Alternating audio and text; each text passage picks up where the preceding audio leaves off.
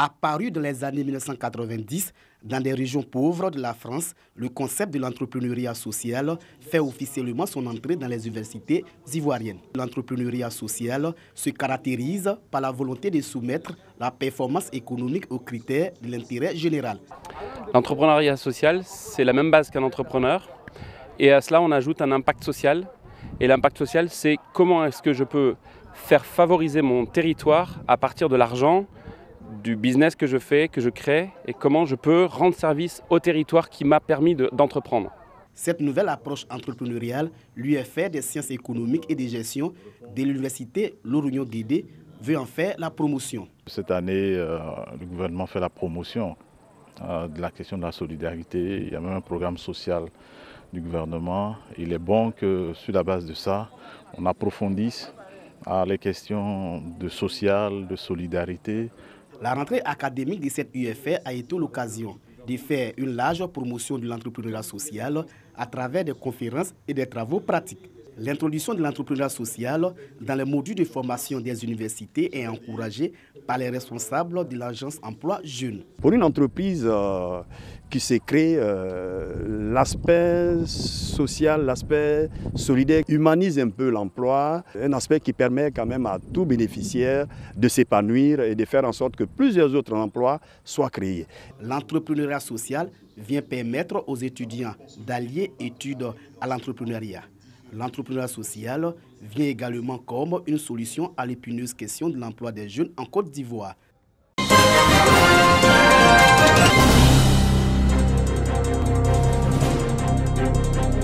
Le lycée moderne d'Aboisseau a pendant plusieurs années fonctionné avec un manque énorme face auquel les élèves étaient contrariés et les enseignants sans voix. Son absence de bibliothèque. Aujourd'hui, c'est une longue attente et ce manque à combler. L'établissement s'est doté d'une véritable bibliothèque équipée et fonctionnelle. Nous, professeurs, nous sommes fiers parce que ce sera désormais notre département où nous allons mener nos recherches. Il existait certes une bibliothèque, mais en fait elle n'existait que de nom. Une bibliothèque sans ouvrage. Cette réalité de l'époque était un des éléments comptables des mauvais résultats des élèves du lycée moderne d'Aboisseau et constituait un point d'ombre à la marche vers l'excellence de l'établissement. Aussitôt ouverte, la bibliothèque a été prise d'assaut par les élèves. Heureux, autant que le proviseur du lycée moderne d'Aboisseau, qui a inscrit le projet de la bibliothèque au premier rang des actions prioritaires dans son budget 2019-2020. Siaka Ouattara a partagé sa joie avec les autorités administratives et les acteurs locaux de l'éducation nationale. Chers élèves, je vous demande de fréquenter la bibliothèque. C'est en apprenant que vous serez roi. C'est en apprenant que vous allez pouvoir vous exprimer dans la vie. C'est en disant que nous pourrons débattre des sujets du monde contemporain. Le lycée moderne d'Aboisseau est l'un des fleurons de l'enseignement secondaire dans le sud Komoué. Ouvert en 1968, il compte aujourd'hui plus de 5000 élèves et nécessite une réhabilitation et le renforcement de ses équipements.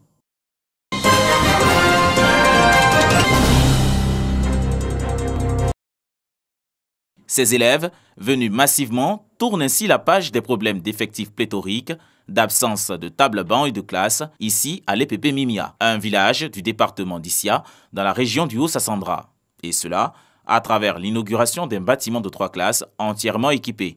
Un don d'une valeur de 30 millions de francs CFA de la coopérative agricole ECAPS Coupe qui œuvre pour le bien-être des planteurs et la scolarisation de leurs enfants. C'est pour améliorer les conditions de vie des producteurs et permettre à leurs enfants d'avoir une scolarité dans de bonnes conditions. Donc nous avons intégré un programme de durabilité avec notre partenaire Zamacom qui nous permet chaque année de faire du social. Des kits scolaires composés entre autres d'instruments géométriques pour enseignants, de craies et de tenues scolaires. Le parrain promet d'achever et d'équiper les bâtiments encore en construction. Il annonce la création d'une microfinance pour accompagner les producteurs. Quand tu vois comment les enfants sont assis les uns sur les autres ou bien font la double vacation, je pense que là, quand vous avez une nouvelle école comme ça, pour décongestionner les classes, nous ne pouvions être que contents. Donc il fallait que je sois là pour que je puisse dire à mes parents de tout faire pour mettre désormais les enfants à l'école. Cette coopérative lutte contre le travail des enfants dans la cacaoculture et sensibilise tous les producteurs de café et de cacao sur les bienfaits du recensement initié par l'État de Côte d'Ivoire. Elle a déjà commercialisé pour la campagne en cours plus de 3000 tonnes de cacao.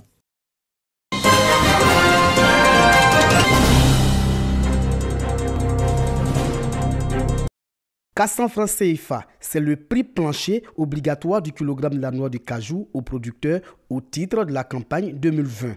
Un prix en hausse de 25 francs par rapport à l'année passée. On remercie le gouvernement. 25 francs, c'est beaucoup. C'est beaucoup par rapport à l'année dernière.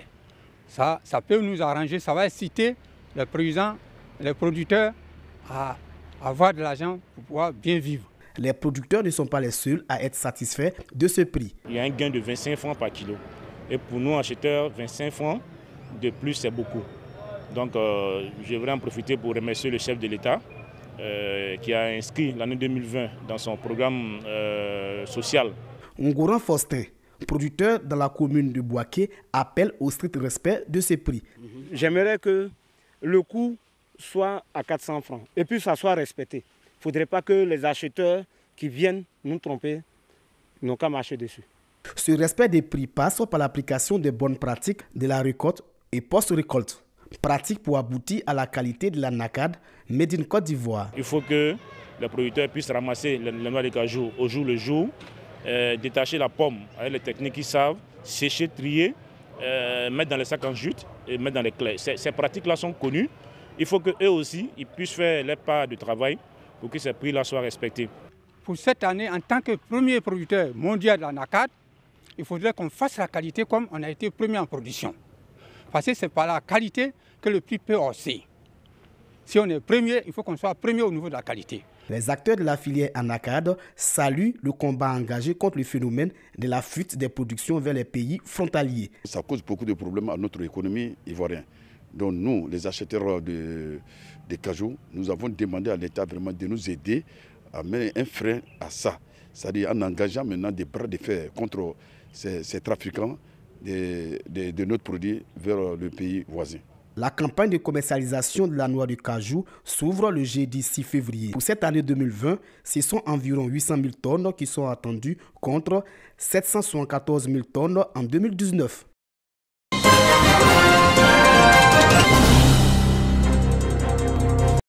Dimbokro, chef-lieu de région d'Unzi. Le budget primitif 2020 du Conseil régional s'élève à 3,56 milliards de francs CFA. Adopté au cours de la première session de l'année, un budget en baisse de 684,2 millions de francs CFA, soit un déficit de 16,2% par rapport à celui de 2019. Il sera surtout consacré à l'investissement pour améliorer les conditions de vie des populations et accompagner la politique sociale du gouvernement. Cette année, le Conseil régional va faire mieux que l'année dernière et les populations auront donc tout ce qu'il faut pour leur épanouissement. Les priorités de l'équipe régionale sont nombreuses.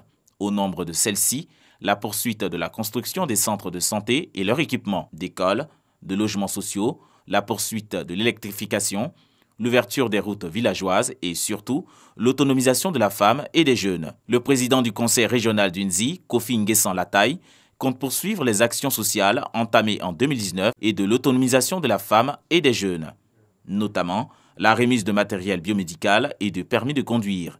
Pour faire d'Unzi une région où il fait bon vivre, une décision rectificative de ce budget 2020 sera prise dans les prochains mois, conformément à la volonté des conseillers.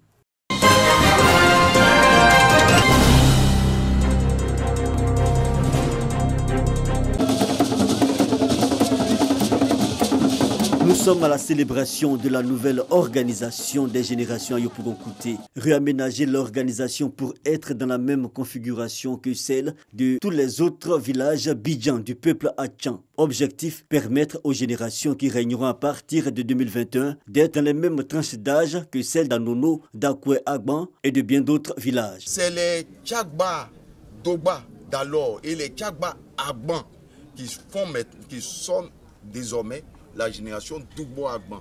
Et c'est les Tchagba Assoukro qui forment la catégorie Dougbo Assoukro.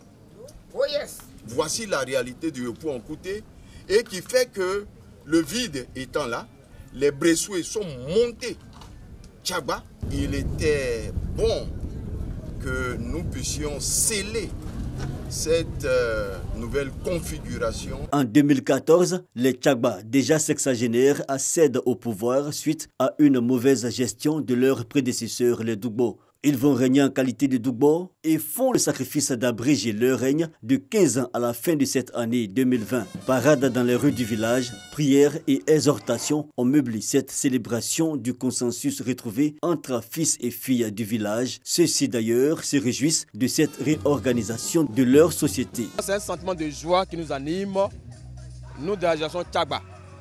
Un véritable appel à la cohésion de ça dans ce village. Nous appelons tous nos frères, toutes nos sœurs, de nous rejoindre afin que nous fassions ensemble la cohésion, cette réconciliation dans le village. Yopougon Atangra ou encore Kouté tourne ainsi une page de son histoire et met fin à l'accès au règne. Au-delà de 55 ans, cap est désormais mis sur le développement dans un climat apaisé.